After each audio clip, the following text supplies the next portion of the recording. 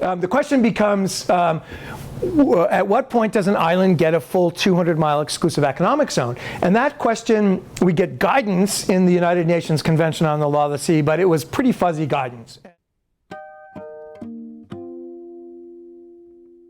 So let me tell you just a little bit about the Institute. You notice we're the China Maritime Studies Institute. First, why would the Naval War College have an institute focused on China anyway? So China as a growing power is very much a growing maritime power. Notice it's not the China Naval Studies Institute. That's a much narrower subset of maritime. Maritime is much broader. It's really what we look at are all aspects of China's projection of its national presence into the maritime domain, and try to understand the dynamics that are presented by that growing power and its projections into the oceans. And to understand it in the context of regional security and national security and global security, right? So that's the context in which we work. We're very fortunate. That is in fact the college up there at the top of the picture, right on the water. I work in the building with the blue roof there, and I actually do have a view of Narragansett Bay from my office, so that's kind of a privilege. Although I do live here in the Boston area, I feel like I have the best of both worlds. I do have to say, because I work for the federal government, that what I'm about to talk about and the views I express are my own views, and I do not represent the views of the United States Navy or any agency of the federal government by speaking here today. So I'm here in my personal capacity, and whatever I say can be disclaimed by the rest of the government. I'd like to begin. I think we do. Let's see if this works.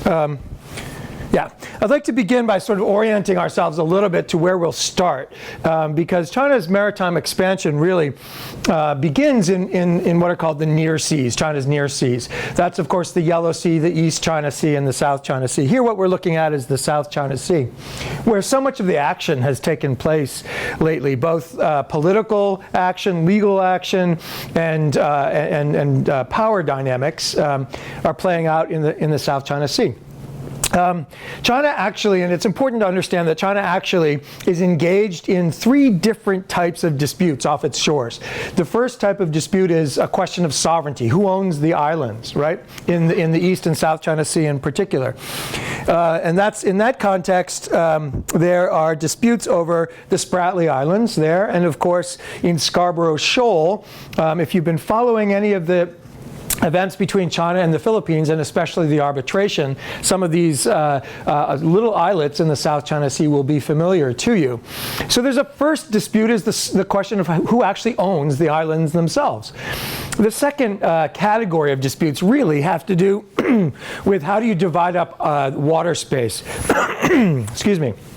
How do you divide up the water space? And really what this category of disputes relates to is who owns the resources in the waters and under the waters, right? So dividing water space is the second category of disputes. The third category of disputes in these areas really gets to the balance of coastal state rights and interests balanced against user state rights and interests, that is to say maritime user states. And that's, as much as anything, a dispute between China and the United States. You see that playing out in terms of freedom of navigation operations and the challenges between the U.S. and China to military operations in the region, that sort of thing.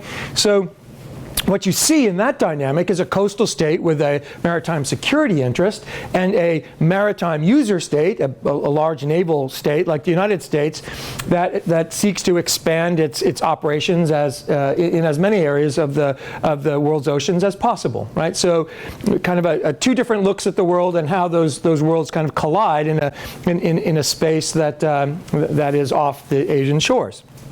So this is the geography where China's power projection into the maritime domain actually begins. It's the East China Sea and the South China Sea. Now, we could talk all night about either the East China Sea or the South China Sea. I've chosen to focus a bit on the South China Sea because there's been so much activity there over the last year. If you'd like, during the Q&A later, I'm perfectly comfortable shifting to discussion about what's going on with the Senkaku Islands and the continental shelf disputes and that sort of thing in the East China Sea as well. So, as I mentioned, China pursues a strategy for its security that is involved with developing increasing levels of control off of its shores. Now, there are good reasons for this. One of it has to do with China's geography, right? So China has a geography in which it's got a long continental border with a very strong state, with actually several nuclear armed states, right? Russia and India, Pakistan, North Korea, all border China, and and so it's got a significant number of continental security concerns. But of course, it's also got a long coastline as well. So it's got maritime security concerns as well. And so, in particular, China's long history, going back 200 years, has involved a significant number of threats from the sea. Even during the Ming and Qing dynasties, during the early period of the Qing, there was quite a fair amount of instability in the maritime areas, lower level, but it tended to be related to piracy and other things that were destabilizing at sea. But then, of course, European sea power came into the region, and that dynamic changed. I could talk to you again all day about the history, and if you'd like, we can talk about that too. I suspect there are some people in the room who know a lot more about it than me, though, so I won't. But what we do know is that beginning with the Opium War in the 1838-1842 timeframe, the Chinese really began to be threatened from the sea. And so that's sort of left a history of a sense of vulnerability from the sea. So in addition to geographic concerns, China has historical concerns that mean that China is naturally attempting to expand its security perimeter at sea. And so as it does that, by the way, by less with its navy than with its land power. And by that I mean China uses the land to control the sea. So missile power. China has actually a very developed missile force and air force that can also project missiles. And so increasingly farther out into the Pacific Ocean, China has the capacity to use the land to attempt to control the sea, or at least to contest with sea power for sea control.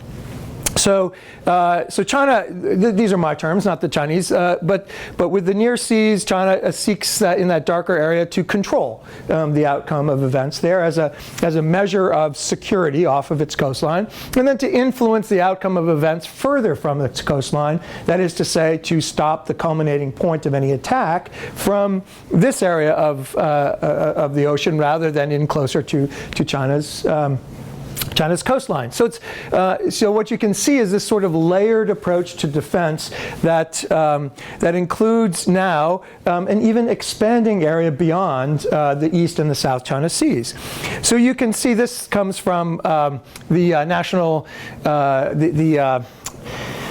Secretary of Defense report on China's military capabilities. I think this one was 2015. Yeah, there we go. 2015. And this particular copy came out of the Stratfor website, but the whole range ring of the missile systems comes out of the DoD report to Congress on China's military power. And so you can see the way that China uses the missile systems to create these sort of rings of control away from its shore. Think of a bullseye, right? China's trying to protect the center by these increasing rings of security. And it's not just in this part of the world anymore. It's also in the Indian Ocean, right? Because China has a very large Central Eurasian, or Central Asian, really, continental presence. And so it feels certain vulnerabilities along the Indian Ocean area as well, especially as sea power has developed the capacity to project power inland quite a ways.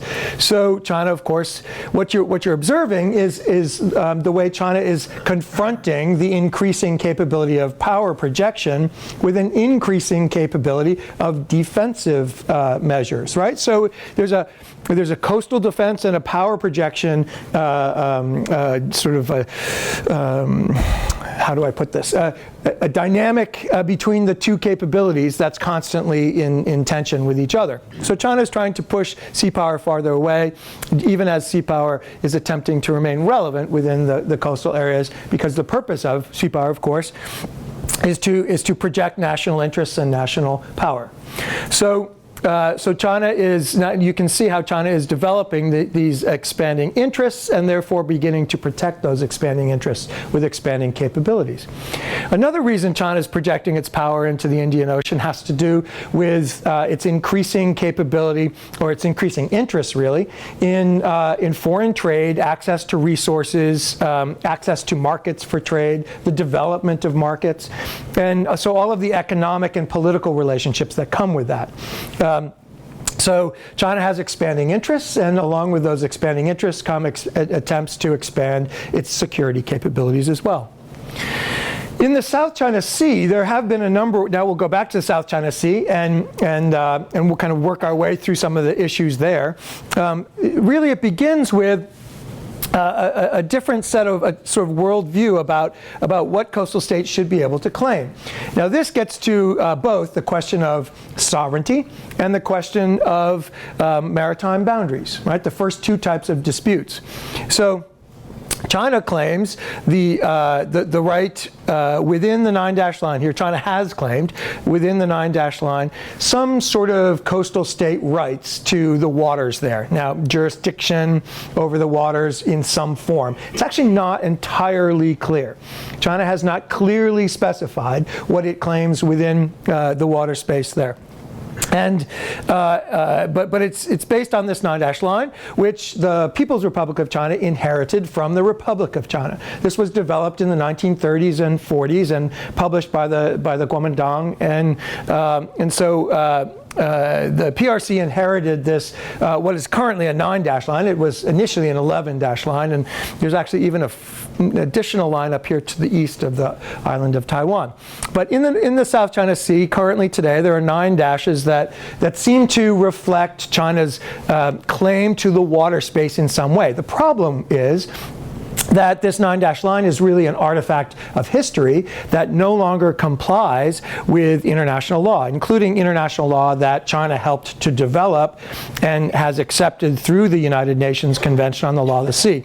China is both a signatory and has acceded to that convention, so it's a full participant in the convention. And so that's the first problem with the 9-dash line. The second is that China claims territorial sovereignty over all of the islands within the 9-dash line, right? So those are sort of the two starting points for many of the disputes with China's neighbors in the South China Sea region, right? The 9-dash line and the sovereignty and water space claims that come with it. So. The Philippine arbitration, the South China Sea arbitration initiated by the Philippines, resulted in a decision that really went contrary to China's interests and China's claims.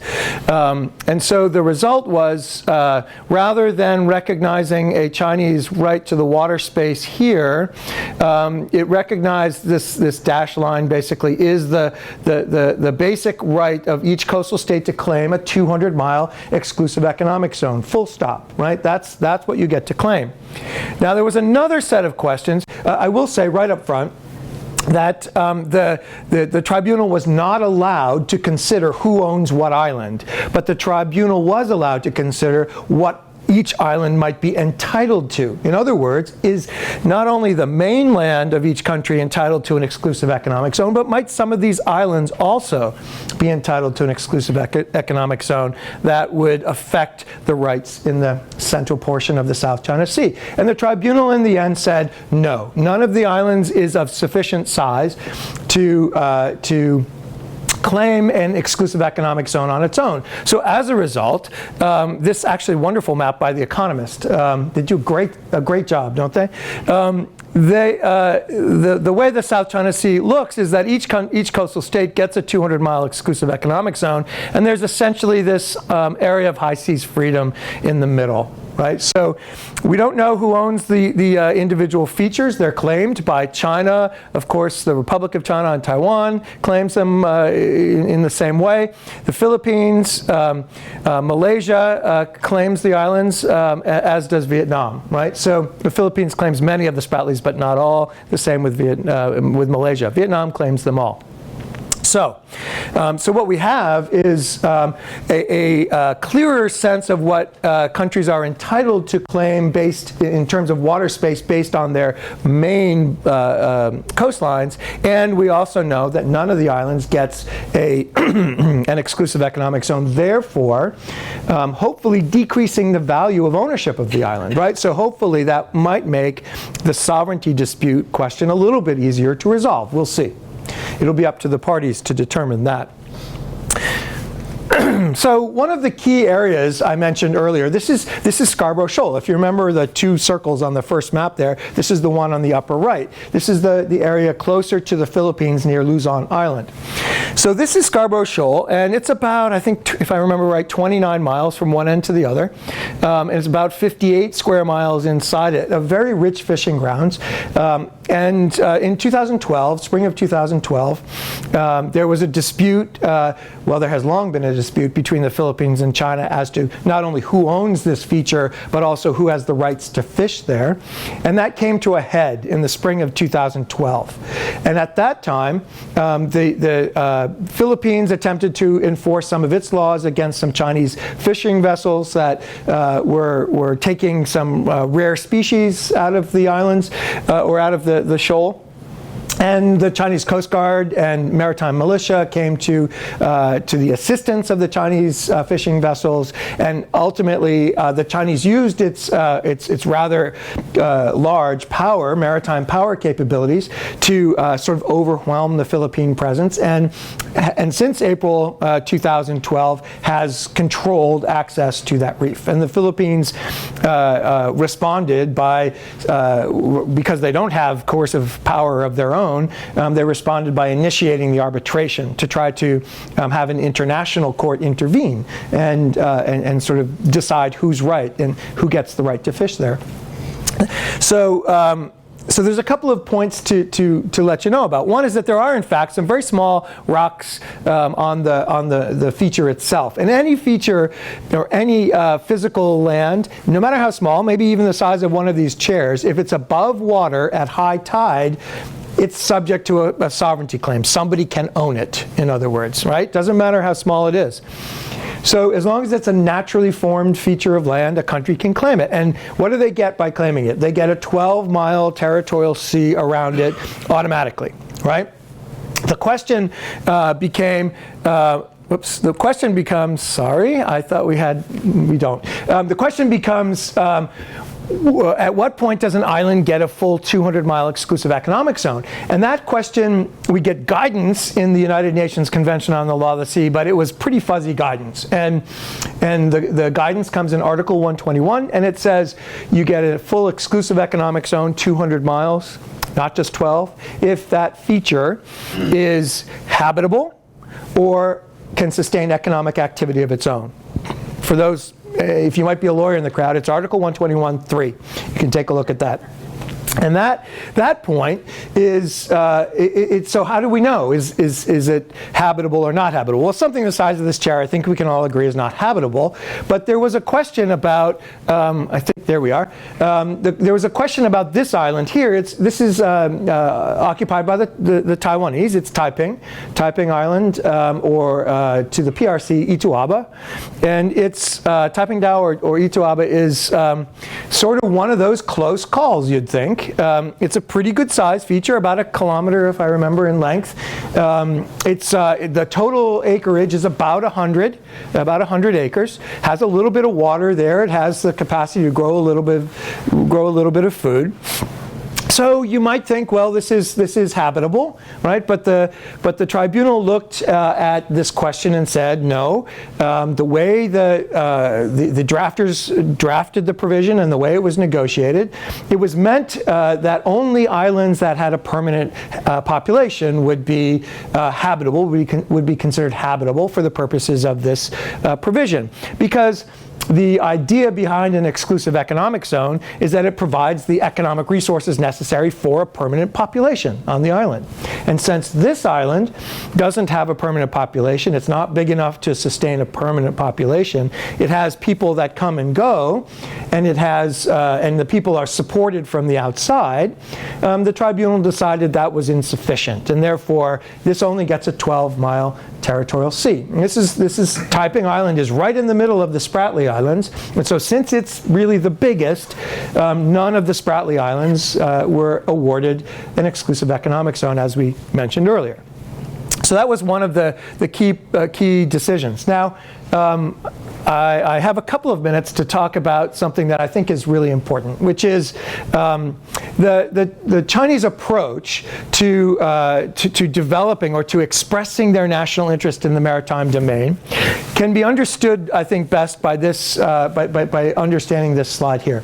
So the Chinese have made a decision at some point several years ago to apply a policy of creating friction. That's the Wei Chuan period, right? To create friction to achieve rights. In other words, the Chinese perceive that they own the islands, and the Chinese perceive that they have a right to the water space inside the 9-dash line in the South China Sea. And so, if they can use sufficient maritime power to kind of create some friction in the region and to expand their rights and interests by doing so, as they did at Scarborough Shoal, they can kind of incrementally get closer to their objective of controlling the features in the water space that they believe is rightfully theirs. So that's this process of Wei Chuan, right? But there's also, at the same time, a process of Wei Wen, right, which is maintaining stability. So there's a fluctuation between Wei Chuan and Wei Wen to have to sort of create some friction, move forward, advancing your interests, but then do a period of stability maintenance in order to reduce the tensions before sort of creating some more friction and moving out, expanding your control or consolidating your control a bit more. So this is Chinese policy and strategy. I didn't make it up. It's in their documents. And so what you can observe is this sort of almost like the oscillation of a sine wave between friction and stability, always trying to get closer to the objective of control without conflict, right? So the idea of using state power, this expanding maritime power in the maritime domain, to increase what China believes is rightfully its own, but to remain consistently below the threshold of anything that would prompt conflict in the region, right? Because conflict is costly, deadly, bad, nobody wants it, right? But still, China wants to move forward to achieve its objective, and that's the process it uses to do so. So it was a real setback, frankly, for China to lose portions of its claims in terms of the outcome of the arbitration.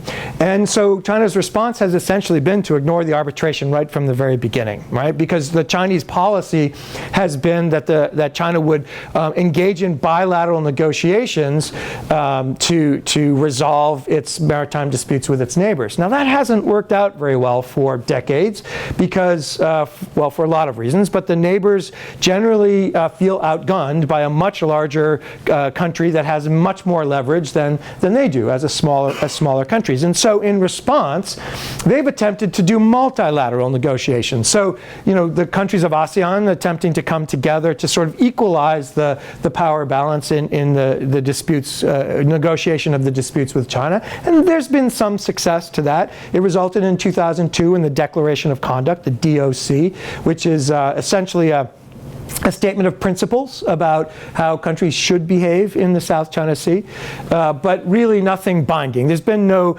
dispute resolution. I think it's better to think of this process of negotiation in terms of dispute management rather than dispute resolution, right? So China hasn't really resolved its disputes either through bilateral negotiation or multilateral negotiation. Now, on the other end of the scale, of course, American power in the region exists for the stated purpose. The American security strategies specify that our objectives in East Asia are to maintain stability. The purpose of military power in East Asia is to maintain regional stability, in other words, to balance between land and sea power, for the purpose of ensuring that the region has a sort of stable balance between two powers rather than being dominated by one. The United States does not have power in East Asia to dominate East Asia. It has power in East Asia to ensure no one else dominates East Asia, right? So it's that balancing of power in East Asia that is the central purpose of American bases forward. We have to remember that, as yesterday was the 75th anniversary of Pearl Harbor. To understand that American bases in the region are about maintaining balance in the region for the fundamental purpose of maintaining an open economic and political order within which American trade and political influence can flow. Because when one state, as Japan tried to do in the period of World War II, when one state attempts to control the region, what tends to happen is economic and political power flows to that controlling state and away from other states that have an interest in trading in the region. So American power is fundamentally residing in East Asia to ensure free trade, and that what follows free trade is American political interest, and what supports them both is American power in the region.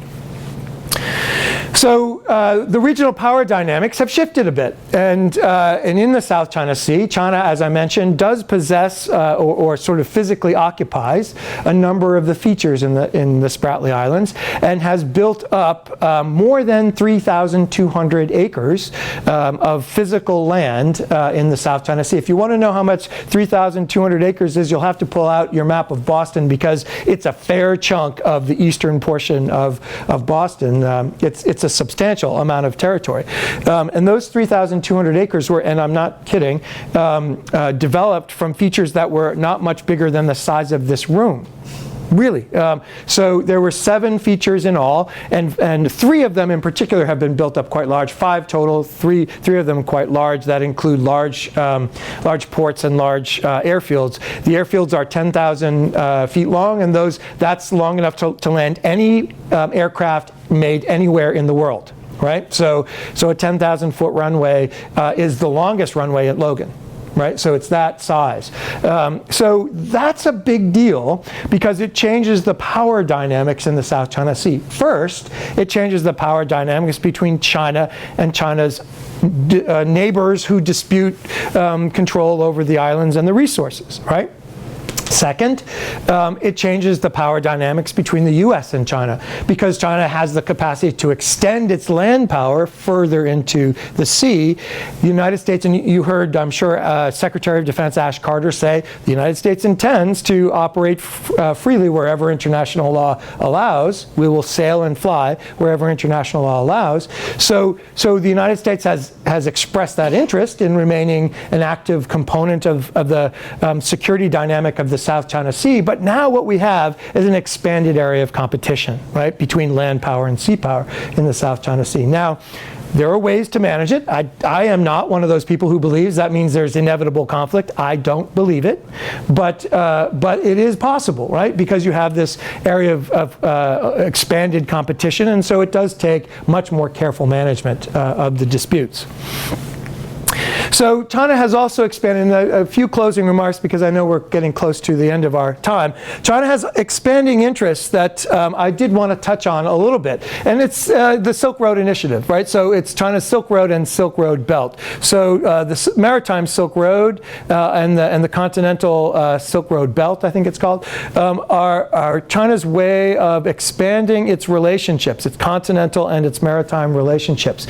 Along with that comes some new bases. Now, this is a really important thing to recall. So this area right here is Djibouti in the Horn of Africa. It's a place where the United States and Japan and France have small bases. They're related to what's going on in this part of the world with the global war on terror, right? So that's, well, the original name for it, but it's really to suppress terrorism coming out of that region. China announced that it would also be building a base in this region as well. So it's China's first overseas military presence other than United Nations peacekeeping or sort of military exchanges, that sort of thing. So that's a fairly big deal that China has decided to do this. Now you'll recall from the earlier pictures I showed that China has expanding interests, right? And we can see some of them in terms of this maritime Silk Road. China has expanding interests and perhaps is, because it does intend to build a naval presence here, part of what it intends to do is to begin to expand its security presence beyond its traditional areas of operation. So Djibouti is the first place it's doing that. And what you see, this is sort of the old port of Djibouti here. This is the new area where China is building, it's actually Dorale, where China is building this new port. I don't have the most up-to-date pictures. If you're good at Google Earth, you can go find it. But it's really quite impressive what China's building. But the most important and most interesting aspect of what it's building is an enormous commercial port system here. It's enormous in a country that's frankly quite poor. So why? That's an interesting question, right? So I've been looking into trying to understand why, and what I understand is that China's building this very large. You really don't see it here. It's just the very beginning of the construction here. It's much more advanced than that. It's beginning to develop a commercial port because China is looking to develop this region, the Horn of Africa region, in terms of a market. Like one of the key components of China's economic strategy is to develop new markets overseas. And Ethiopia is an expanding market for China. And one of the key ports that will service that area is this port in Djibouti.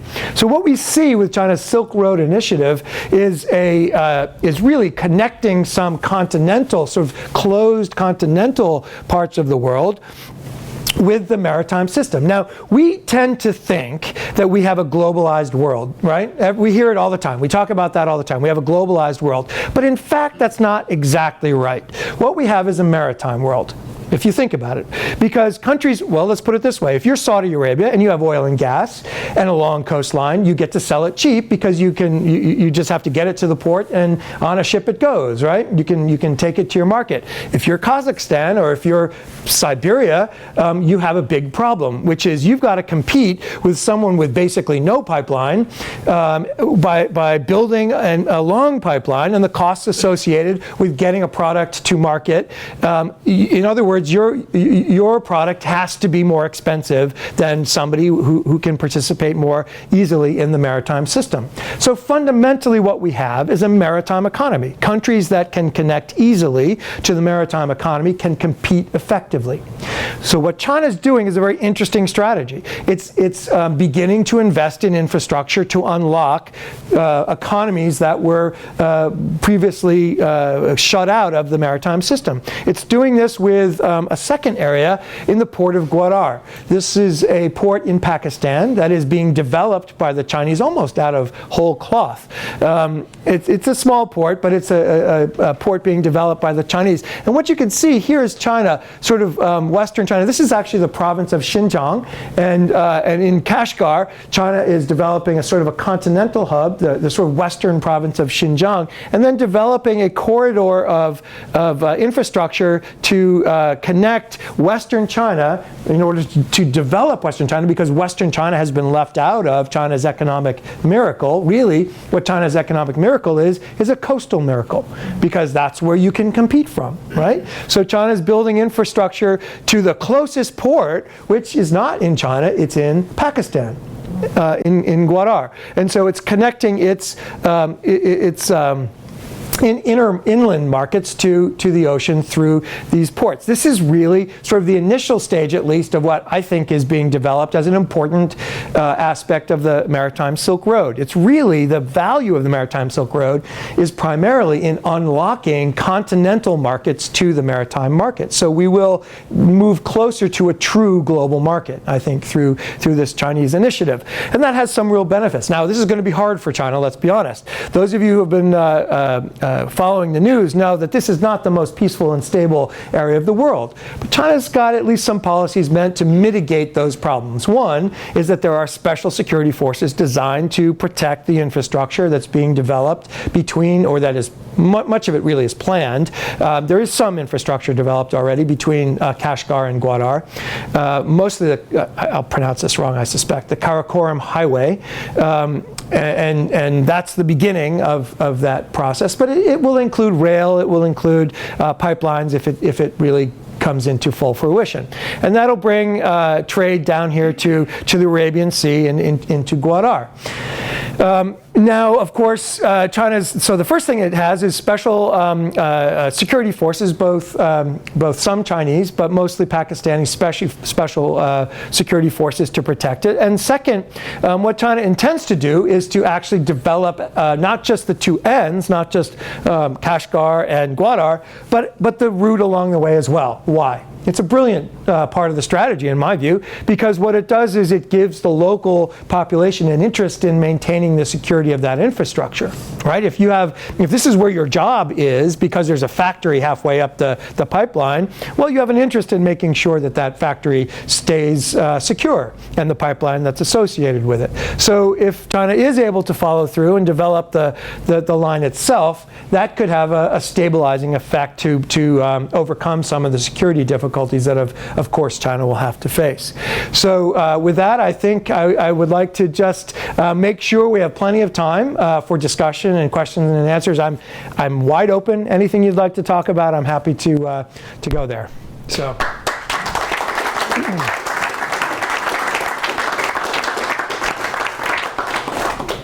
What have you got? Sir. You talked about speak up. You talked about the importance of China's maritime expansion. I'm curious how you think the new Trump administration will impact stability there regarding economics and politics. I'm carefully apolitical. But I don't know. It's a really good question. And part of the reason I don't know is that the president-elect has not selected a Secretary of State unless something happened in the last hour. So I don't really know. And that will be interesting to see. I was surprised, I guess I would say, by the president-elect's phone call with Tsai Ing-wen, the president of Republic of China and Taiwan. And so I was a bit surprised by it because I thought it marked a bit of a competitive signal, right? I think. I don't necessarily disagree with it, but I was surprised because it's sort of right out of the gate a bit of competitive signaling, right? On the other hand, I thought, well, in the last two administrations, in the first 2 months of the last two administrations, both the Bush 43 administration and the Obama administration, the Chinese started right out by testing each administration with some increased pressure in the South China Sea, right? So you might remember the EP3 collision. Obviously, that was not intended, but that was the result of much more frequent and much more aggressive Chinese intercepts of American surveillance flights in the region.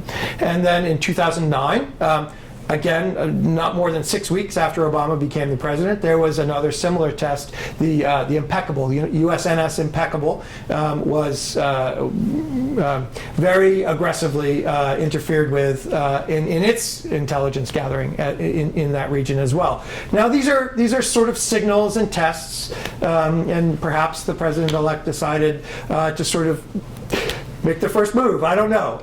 So I don't really know what to expect from the new administration. But we know that the U.S.-China dynamic has both competitive and cooperative aspects to it.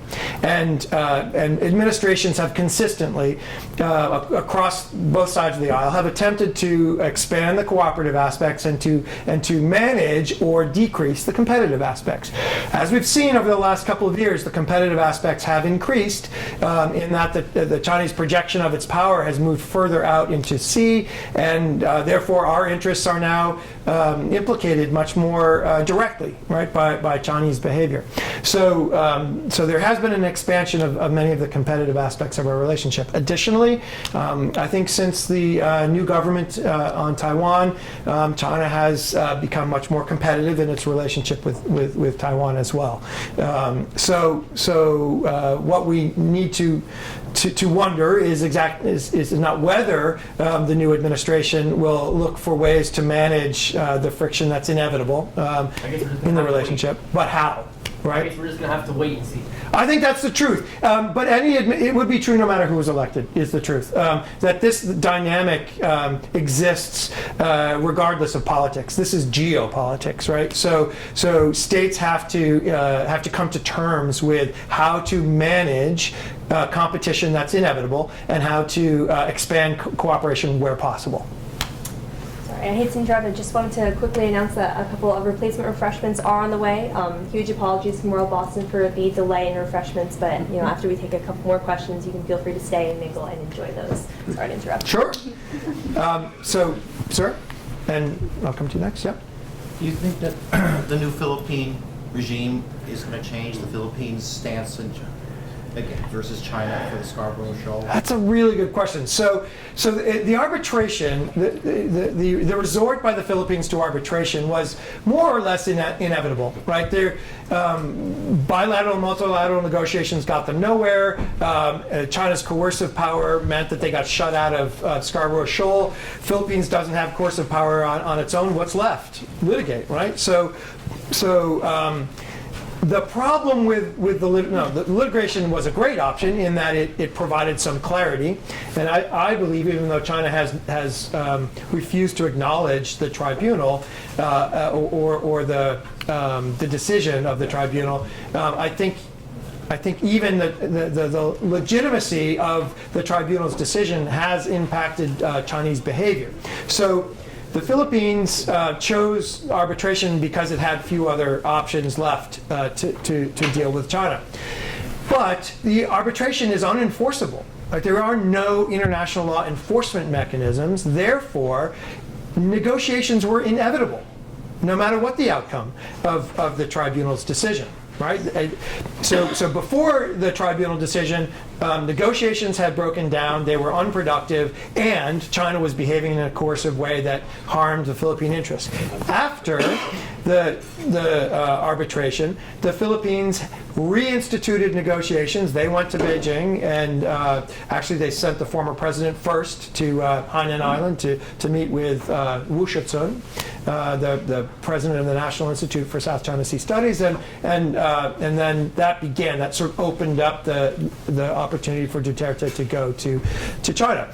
And so negotiations have recommenced, and there's been some benefit to the Philippines from that, and that includes the ability of the Philippines to go back to fishing at Scarborough Shoal. Now, in my view, until the arbitration decision made clear that the Philippines had a right to fish there, the Philippines couldn't do it because China wouldn't let them, right? So I think we can observe, even though China claims not to acknowledge the decision, China is in fact acknowledging some aspect of the decision as a way to open up bilateral negotiations. So I think the tribunal had some impact on the future of the region. And so, yes, there will be negotiations. Yes, Duterte will have to, negotiations mean give and take. I don't know what it'll look like, but he'll have to give. And in the end, however, there'll be probably more stability than there was in the past. Sir, you are next. So you said that the United States Thank you. Views or frames its role, its power projection role in the South China Sea as one of stabilizing the region. Yeah. Do you believe that the Chinese buy that? No. View it that way? Absolutely not. I can tell you that for sure they don't. So how do they frame it? Well, so let's back up one step, which is probably it's not quite accurate to say that the military presence of the United States is specifically just about stability, right? It's also about maintaining that balance between land power and sea power in order to ensure an open regional order within which trade and political influence can flow, right? So it's really about maintaining an open regional order, and the way we have done it since the end of the Cold War has been to insist on a stable situation. Now, that's not. The end could remain the same, an open regional order, but the way we do that and the means we use to achieve it could change, right? So maintaining stability is the way we maintain an open order, and that could change. What we're beginning to see is that the United States is willing to engage in more friction. This is not just the Trump administration, coming in. This is the Obama administration over the last couple of years has been willing to create some friction of its own, the Wei Chuen, right? In order to make the point that we're here to stay, because an open regional order is essential to American interests. It's not well understood, but the American foreign direct investment in Southeast Asia exceeds American foreign direct investment in China. And so American interests in Southeast Asia are extraordinary. We have an extraordinary amount of economic involvement and interest in Southeast Asia. That is, and our access to that flow of trade, not with China, but with Southeast Asia, is guaranteed by an open order. That open order is protected by naval power in the region. So I think we will have a future of stability, but that future will include certain amounts of signaling through friction in order to signal resolve, to deter escalation to conflict, and to reassure allies, partners, and friends. Thank you. You're welcome. So, sir, you were next. Thank you. And I'll come to you next. I enjoyed your talk. Thank you. What you're talking about, I think, is kind of military power, but it looks like the United States is losing out on soft power. That Trans-Pacific Partnership is going to vanish. Duarte, I think, would like to possibly kick the United States out of the Philippines and cozy up to China. Mm-hmm. China has their version of the Trans-Pacific Partnership. I don't remember the name of it. RCEP, I think, is the most. Something Yeah. that even Australia belongs to. Yeah. And it seems to me that the United States is losing out in the soft power, not just military. So, if Joseph and I were here, he could explain to you why he thought that American soft power is actually pretty vibrant in the region. I tend to think it is too, actually. That doesn't mean the United States is going to have an easy time politically, because what we're really talking about is changes in hard power. Really, what we're observing is changes in hard power in the region, and sort of the hard edge of military power. Those dynamics are changing, as I explained, but also China's growing economic power has a certain hard edge to it at times as well. And so what we're really observing is that change, and that's of course going to have some effect on the politics of the region. But I do think it's my belief that, and my observation actually, that American soft power in the region remains pretty solid. Actually, if you look at, even in the Philippines, the amount of goodwill toward the United States overall is overwhelming. It's overwhelmingly positive toward the United States. Now, that doesn't necessarily mean it's overwhelmingly powerful goodwill to have American bases come back into the region. We don't have bases in the Philippines anymore. We haven't for quite some time, since the 1990s. What we have are a military presence on a temporary basis. That's it. But I do think our interests, American interests, and the Philippine interests will remain the same. And so our overall security relationship will remain positive.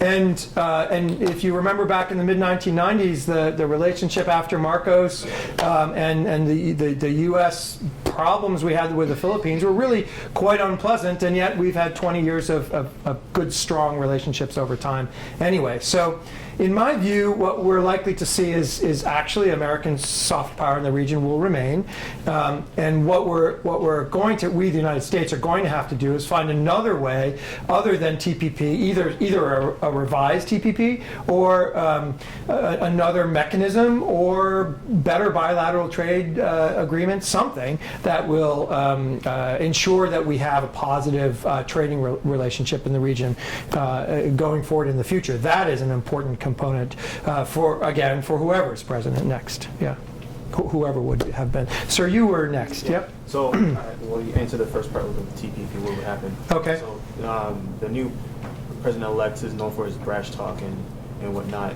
So, with the naval, the bases that we have in South China Sea, there has been talks via academia and whatnot, if it is worth going to war with China over the islands. Mm-hmm. So with this new president coming in and his, I guess his boldness, do you see the tension between China and? I mean, I know you mentioned friction, but do you see it escalating to something? Okay, so basically the question is, given the new administration's boldness, would we see friction that's likely to result in conflict? I think the answer is no, period. I don't have a crystal ball, but I really don't think so. The bottom line is, what we're really observing, if conflict were to occur, and I think it's highly unlikely, but let's even just talk about the friction, right? It's not about the small islands or even the resources or whatever. It's about this open regional order. In the end, American interests in the region are not about rocks and reefs and fish and clams, right? It's about an open regional order in which trade can flow and in which political relationships can be maintained and sustained, and the security presence that underpins all of that. So I do want to disabuse people of the notion that if conflict ever occurs in the region, it's about rocks and reefs. No, I mean, maybe something will spark it, but that's not what it's about. Really. It's about an open regional order and American determination to maintain it. And there's two reasons for that open regional order. One is trade. This is really important to our national wealth. And America, as a trading country, we're a maritime country. We gain wealth through trade. This is how it works. But the other thing is security. Remember, both Germany and Japan reached out of the continent to attack the United States. Germany attacked us with mostly submarines, and we know, as of 75 years ago yesterday, how Japan attacked us, right? So the second component is American actual territorial security is guaranteed by ensuring an open regional order rather than one that's dominated by one power that then has a sanctuary to reach out and attack another country, right? So American military presence in East Asia has to do, of course, with our economic well-being and and the wealth that comes to the United States through trade, but it also has to do with national security. So, sir, I'll just work my way through. Sorry, sir. Yep. If you could go to the last slide. Let's see if I can. Nope. This one? This one. Okay. This implies these highways. As I see it, you've got an N85. Yeah. I wouldn't say, I've never been there, but I'm not sure they're very good ones. If I'm thinking in terms of trade from China, Yeah, I'd go by sea to Karachi and Gondar. that's right. So what are these roads that you're showing there? So the trade from China, coastal Shanghai, right? If you want trade from Shanghai to Pakistan, you go by sea. Right. The problem, as I mentioned earlier, is that China has a large inland portion to it. Let's see if I can find a map of China. Well, there you go. China has a large inland portion, right? This whole inland portion that's essentially cut out of trade. It's an unstable portion, right? We have the problems with with Xinjiang and the Uyghurs. We have the problems in Tibet. So it's a rather unstable part of China. So China's attempting to bring the wealth that's been created in the coastal parts to the west in order to sort of bring that part of China more closely into the benefits of what China can bring. The problem is it's too far from this part of China to the coast to do it efficiently. And so one reason that China's opening up that region to Gwadar, by the way, is right there, it's the closest connection to the sea. So that's one reason that China is doing that. There are security components to it. There are political components. There are economic components. But one of them is to develop Western China as efficiently as it can be done. Crossing the Himalayas seems to be going a little bit the wrong way. Well, it does, doesn't it? Yeah. Compared to taking ships down the Yangtze. Well, so I wouldn't. I personally, I'm not an investor. in that. I'm not going to put my money there. There are too many problems that China has to overcome. One of them, of course, is the political unrest, right? Sub-state actors that are causing political unrest. The other is large actors, right? That India and Russia that have an interest in not necessarily seeing China succeed. A third problem is geography and the challenges of it. A fourth problem is, of course, expense, right? It's just more expensive to get things that are produced here to market because it's farther. So there are a number of challenges, but the Chinese have been pretty effective at developing infrastructure to solve some of their problems. So I'm not an investor, but I'm also not counting it out either. So I'll go to the gentleman in the blue. Okay. I'm afraid you'll have to speak up a bit. So I want to ask, with China's new head of state, Xi Jinping, he's been described as more of a nationalist and almost a new Mao. He's trying to centralize most of the internal Chinese politics around him. How do you see his personality kind of affecting how China? Yeah, that's a great question. So let's point out first that he's not that new, right? So no, he's been 4 years now president, and even before that he was in a senior position and a number of senior positions just prior to becoming president. So he's been both influential and powerful for quite some time. I do think that since about 2010 and certainly since 2012, we've seen a much more I'll use the term assertive China, and I do think that reflects in substantial degree his personality and the policies that come from it. So I do think he is a rather assertive protector of China's interests or advancer of China's interests, and a lot of what we've seen over the last 5 or 6 years has directly to do with that fact. Where do you see Australia playing into this? Australia, well, this is a great question. So one of the things, and I have had a number of conversations with my Australian colleagues over the last 5 years. Now, one of the things that what you notice, this area is where the Spratlys are here. To the extent that China does, in fact, militarize those islands, and let's be honest, why build those big military facilities on those islands unless at some point you intend to use them? Then those military facilities mean that Australia is now, shall we say, a neighbor of China, in that Chinese land power has the capacity to reach out and touch Australia. That inevitably will have to affect Australia's security calculations first. Second, Australia has a very large and active trading relationship with China. That, of course, has to affect China's or Australia's calculations. But I think it's very important to recognize that the number one investor in Australia by an order of magnitude is the United States, not China. The American investment in Australia is 10 times I'm told 10 times the investment of the Chinese in Australia. So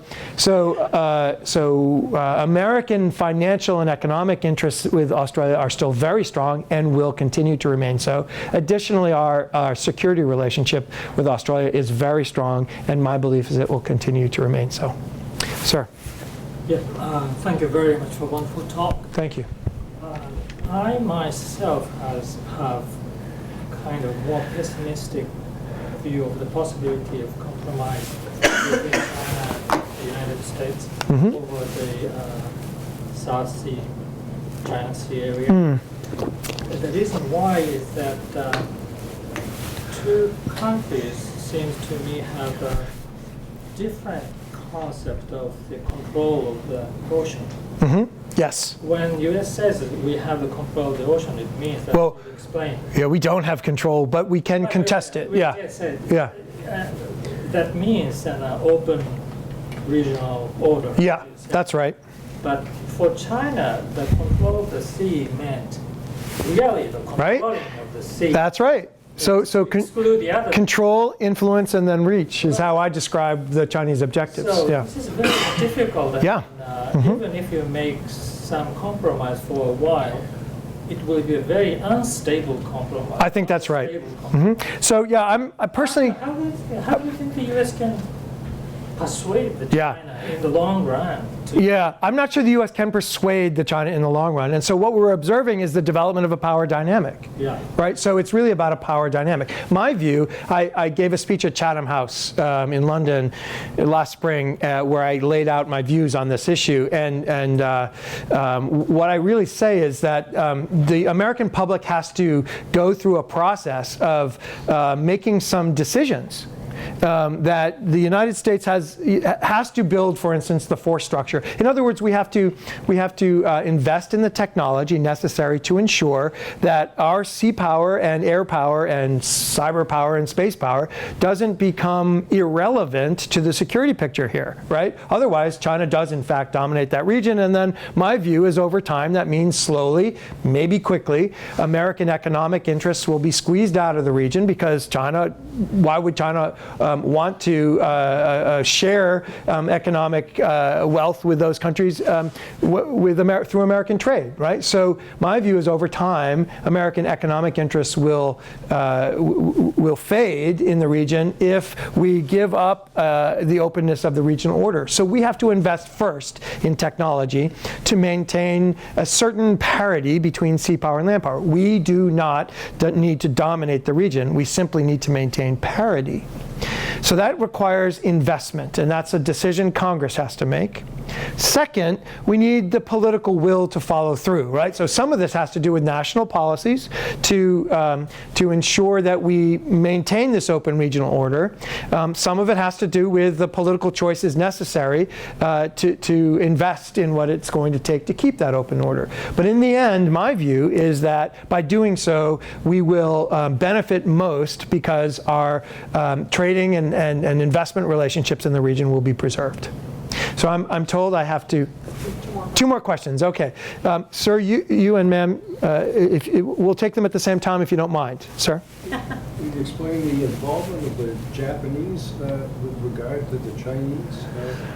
So what's the Japanese role in all of this? Yes. Okay, and ma'am, I'm sorry, do you?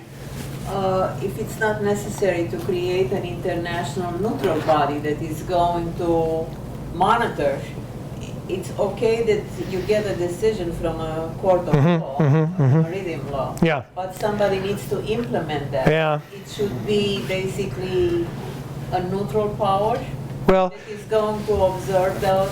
yeah, okay, I'll address each. So first of all, the role of Japan in the region certainly is America's strongest ally. America's strongest ally in the region is Japan. And our interests in maintaining an open and strong maritime system, both in East Asia and beyond, is the same. We have an interest in maintaining a strong maritime trading system because both of our countries are strengthened through that process, right? Economic benefits come from trade, both for the U.S. and Japan. So that's first. Our security interests and our economic interests are coincident, and so I think over time we will be able to consistently improve the way Japan plugs into the alliance and the American capacity to maintain an open, not only just a regional order in East Asia, but even more broadly. I think the alliance will probably expand its interests because our maritime interests are broad as well, and so I'm optimistic about the future of that relationship. There'll be bumps in the road. That's inevitable. But I think over time our interests are the same, and so we will pursue them together. Now, I don't necessarily think we need to do the same things. The relationship between Japan and China is a minefield in many ways, right? And so it's not necessarily the case that Japan needs to breeze through the South China Sea doing freedom of navigation operations, because that's a particular type of provocation to the Chinese given their historical concerns, right? So I understand that, but that doesn't necessarily mean that Japan and the United States, in the way our alliance moves forward and cooperates, need to do the same things. But Japan has, I mentioned, Japan is one of the countries that has a base in Djibouti, and it supports this larger presence in East Africa in order to help support the concerns raised by terrorism coming out of the Horn of Africa, right? So that's an example of a way way in which Japan can ensure a larger open regional order, not just in East Asia, but beyond East Asia. Ma'am, concerning international law and the lack of enforceability, really, I'm not sure we would be happy even if a third country had enforcement power. But I actually think international law tends to have a tremendous amount of power nonetheless. It's really twofold. One of them, it's based in the concept of legitimacy, right? Political legitimacy. States want to be perceived as legitimate in their actions, and that need to be perceived as legitimate, both domestically and by other countries, shapes states' behavior. So when an international law tribunal makes clear what the law is, then there is a certain shaping that pronouncement has on affected states' policies, right? It just limits the degree to which a state can pursue policies too far from that center of international law without consequences, economic and political consequences, right? So that's the first thing. The second is that legitimacy, it becomes a yardstick, really. If you think about, the tribunal sort of planting a yardstick in the middle of the South China Sea, and now every country's actions will be judged by that yardstick, right? So not just the Philippines and China, but Vietnam and Malaysia and others as well. And so there's this important, the clarity that comes out of an international law decision has implications for national policy and for the latitude that states can employ. I was thinking in the terms of creating like a maritime United Nations that would have, like a Security Council that they take certain decisions and then every country can participate. Maybe I'm a dreamer, but I do believe in the law. We understand, yeah, we do, and the problem. Well, there are lots of problems with that, of course, as we know. But really, the international system functions effectively with a process that includes both law and the legitimacy that comes from it and power.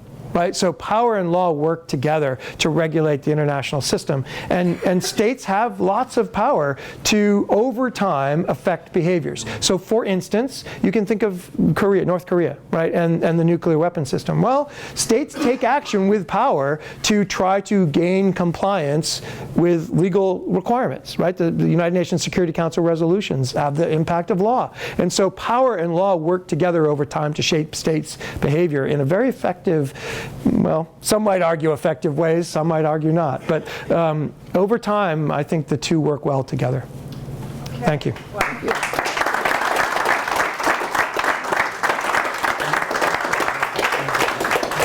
Thank you so much, Peter. Thank you. Let's keep in mind that there are almost as many people displaced in the world as there have been since World War II. And that's in this year. And that's tragic.